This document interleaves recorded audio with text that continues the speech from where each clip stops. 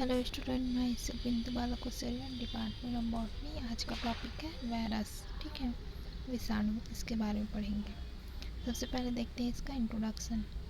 Virus का ज्ञान हमको कब से है? ईसा से पूर्व, ठीक है, 10वीं शताब्दी की चेचक के रूप में बताया जा सकता है। ठीक है, लेकिन उस समय क्या था, मनुष्य इनकी प्रकृति, स्वभाव एवं संरचना से जो है वो परिचित नहीं थे। ठीक है, नहीं जानते थे कि वायरस किस प्रकार का डिसीज होता है। ठीक है, वायरस के संबंध में हमारा वास्तविक ज्ञान तो केवल अभी तब प्रारंभ हुआ जब रूस के बॉटनिस्ट डमिट्री, ठीक है, रूस के बॉटनिस्ट डमिट्री इवानोवस्की 1892 ने दर्शाया कि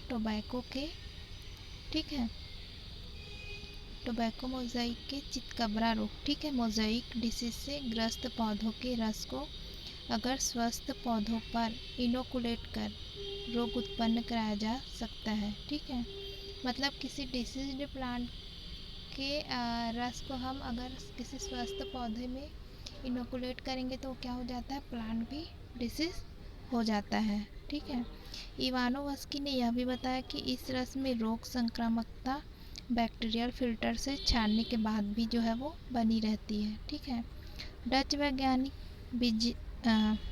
वैज्ञानिक बिजेरिंग ने सन 1898 में, ठीक है, इसी आधार पर बताया कि रोगग्रस्त पौधों का रस छानकर जीवाणु रहित करने के बाद भी जो है वो फिल्ट्रेट में रोग संक्रामकता बनी रहती है। ठीक है, मतलब कि उसको फिल्टर करने के बाद भी क्या होता है, उसमें रोग फैलाने की जो क्षमता है वो पाई जाती है। ठीक है, इसे कंटेजियम वाइवम फ्लूइडम कहा गया। ठीक है, इस वाइवम शब्द से ही वायरस शब्द की जो है वो उत्पत्ति हुई।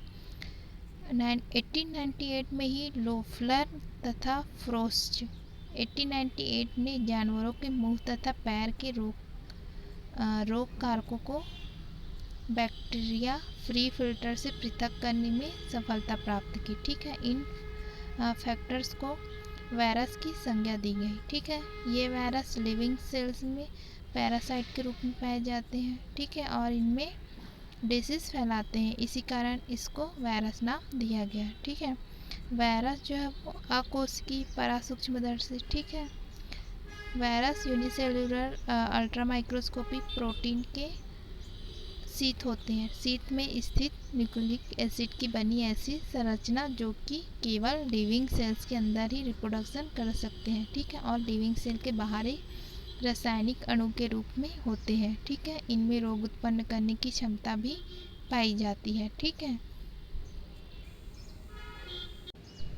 फिर देखते हैं जनरल कैरेक्टरिस्टिक्स ऑफ वायरस। ठीक है, वायरस जो है वो अल्ट्रा माइक्रोस्कोपिक, नॉन सेलुलर तथा इन्फेक्टेड पार्टिकल होते हैं। ठीक है, ये केवल लिविंग सेल्स में ग्रोथ कर सकते हैं। ठीक है, रचनात्मक रूप से प्रोटीन के खोल में स्थित न्यूक्लिक एसिड के बने होते हैं। ठीक है, होस्ट सेल के बाहर इनमें जीवों का कोई लक्षण नहीं पाया जाता। होस्ट सेल के बाहर इनमें रिप्रोडक्शन की क्षमता नहीं होती है और इन्हें आर्टिफिशियल कल्चर मीडियम में नहीं उगाया जा सकता। ठीक है, ये अपने चारों ओर के वातावरण के प्रति क्या होते हैं, संवेदनशील होते हैं, किंतु इनके ऊपर एंटीबायोटिक्स का कोई प्रभाव नहीं पड़ता। ठीक है, क्योंकि इनमें एंजाइम्स प्रणाली जो है वो, मतलब इनमें एंजाइम्स जो है वो एब्सेंट होते हैं। ठीक है, कोई भी वायरस जो है वो सेप्रोफाइटिक नहीं होते हैं। ठीक है, एनिमल के शरीर में इनका डेवलपमेंट, ठीक है, ब्लड के माध्यम से एवं प्लांट्स में फ्लोएम के माध्यम से होता है। इन्फेक्शन के समय इनका शीत बाहर रह जाता है, केवल इनका आरएनए या डीएनए ही होस्ट सेल के अंदर इंजेक्ट करता है। ठीक है, वायरस जो है वो अपने रिप्रोडक्शन करने के समय, ठीक है, होस्ट के मेटाबॉलिज्म पर क्या करता है, कंट्रोल करता है। ठीक है, होस्ट सेल के साइटोप्लाज्म के समाप्त होते ही इनकी ग्रोथ जो है वो रुक जाती है। ठीक है, और तब तक नहीं होती है जब तक ये दूसरे लिविंग सेल में नहीं चले जाते। ठीक है, संक्रमण के समय वायरस का डीएनए आरएनए होस्ट के न्यूक्लिक एसिड पर स्थापित हो जाता है और जितनी दूरी तक डीएनए और जितनी दूरी तक वायरस, ठीक है, डीएनए या आरएनए का विस्तार होता है उतनी ही दूरी तक होस्ट डीएनए वायरस के अनुकूल आचरण करता है, ठीक है। वायरस जो है वो थर्मोलेबाइल होते हैं, अर्थात इनमें टेम्परेचर का कोई प्रभाव नहीं पड़ता है और इनका क्रिस्टलाइजेशन किया जा सकता है, ठीक है। प्रत्येक प्रकार का वायरस केवल एक विशिष्ट होस्ट को ही इन्फेक्ट करने की क्षमता रखता है, ठीक है। इनमें संवेदनशीलता, ऊर्जा का संग्रहण या उपयोग करने की शक्ति, मोटिलिटी एवं साइटोप्लाज्म का अभाव होता है, ठीक है, नहीं पाया जाता इनमें, ठीक है। अब नेक्स्ट देखते हैं हम लोग इसका नेचर ऑफ वायरस। वायरस की प्रकृति के बारे में शुरू से ही क्या है, विवादास्पद रहा है कि ये नॉन लिविंग है कि लिविंग है, ठीक है। वायरस की प्रकृति को स्पष्ट करने के लिए कई मत दिए गए हैं बहुत सारे वैज्ञानिकों के द्वारा, ठीक है। कुछ वैज्ञानिक इसको लिविंग मानते हैं, ठीक है, जबकि अन्य के अनुसार ये है नॉन लिविंग ऑब्जेक्ट है, ठीक है। आधुनिक अध्ययनों के आधार पर यह स्पष्ट हो गया है कि वायरस में लिविंग एवं नॉन लिविंग दोनों के गुण पाए जाते हैं, ठीक है। इसलिए इन्हें लिविंग एवं नॉन लिविंग के मध्य एक कनेक्टिव लिंक माना जाता है, ठीक है। मतलब ये एक योजक कड़ी के रूप में काम करता है लिविंग और नॉन लिविंग मटेरियल के बीच में, ठीक है। सबसे पहले देखते हैं इसमें बायोलॉजिकल कैरेक्टर्स ऑफ वायरस, ठीक है।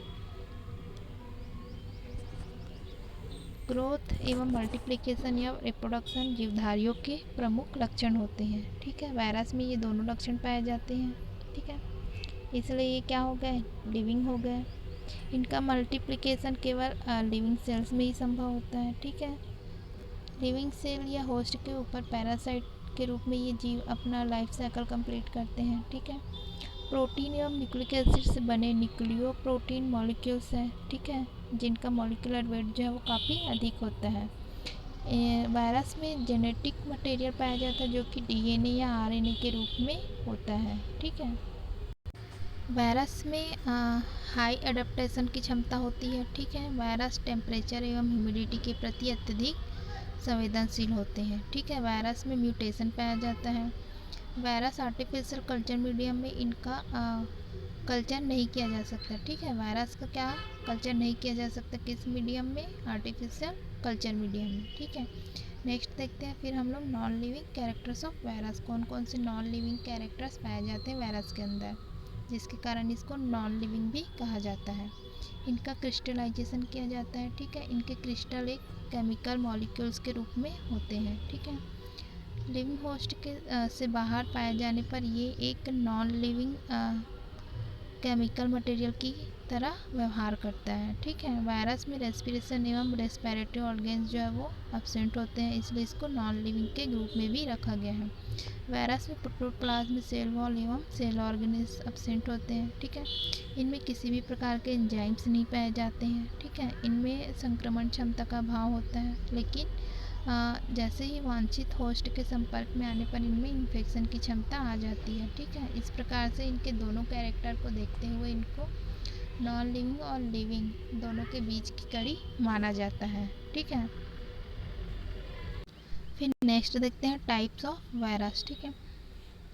वायरस अत्यंत सूक्ष्म, पैरा ऑब्लिगेट और इंटरसेलुलरी नेचर के होते हैं, ठीक है। होस्ट सेल के बाहर इनका अस्तित्व जैविक प्रकृति में नहीं होता है, ठीक है। रासायनिक रूप से ये प्रोटीन्स और न्यूक्लिक एसिड से बने होते हैं, इसलिए इन्हें न्यूक्लियोप्रोटीन मॉलिक्यूल्स कहा जाता है, ठीक है।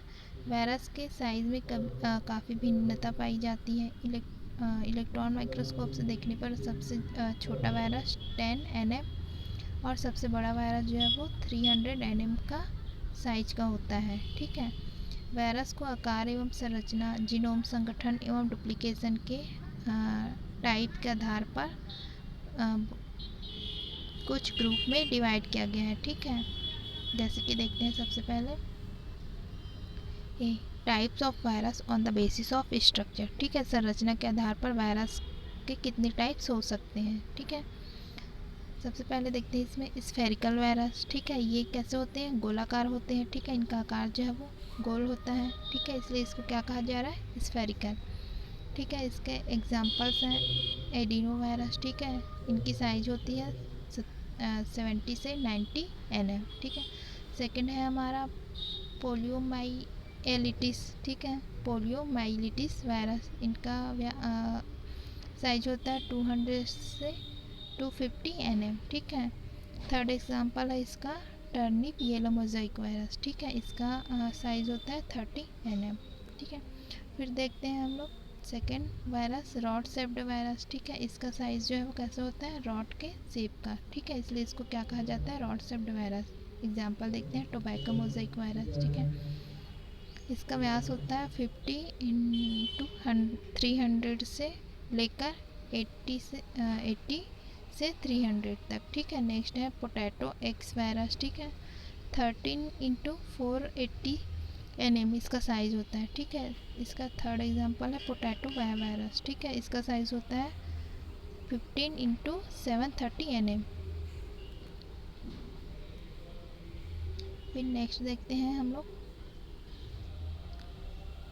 थर्ड पॉलीहेड्रल वायरस, ठीक है, ऐसे वायरस में न्यूक्लिक एसिड के चारों ओर पॉलीहेड्रल कैप्सिड लेयर पाए जाते हैं, ठीक है। कैप्सिड में कोन की संख्या जो है वो 6 to 20 तक होती है, ठीक है। उदाहरण है इसका एडोनो वायरस, सिंप्लेक्स वायरस, ठीक है। नेक्स्ट देखते हैं ब्रिक शेप्ड ईंट के समान आकार। ये वायरस आकार में ईंट के समान दिखाई देता है, ठीक है, जैसे कि एग्जांपल इसका पॉक्स वायरस। नेक्स्ट देखते हैं आइकोसाहेड्रल वायरस। यह एक पॉलीहेड्रल टाइप का वायरस है, ठीक है, जो स्ट्रक्चरल फॉर्म से एक पॉलीहेड्रल हेड और एक टेल का बना होता है, ठीक है, मतलब कि इसमें हेड और टेल पाए जाते हैं, ठीक है, और हेड में 20 फेस पाए जाते हैं। ऐसे वायरस सामान्यतः 2 प्रकार के होते हैं। फर्स्ट है टी इवन बैक्टीरियोफेज, ठीक है, इसका एग्जांपल है T2 T4 T6 bacteriophage. Second है टी ऑर्डेड बैक्टीरियोफेज, ठीक है, T1 T3 और T5, ठीक है। नेक्स्ट देखते हैं इसका क्यूबिकल वायरस। यह वायरस घनाकार होता है, ठीक है, क्यूबिक के आकार का होता है। एग्जांपल है इसका पॉलीसोमा वायरस, हर्पीज वायरस, ठीक है।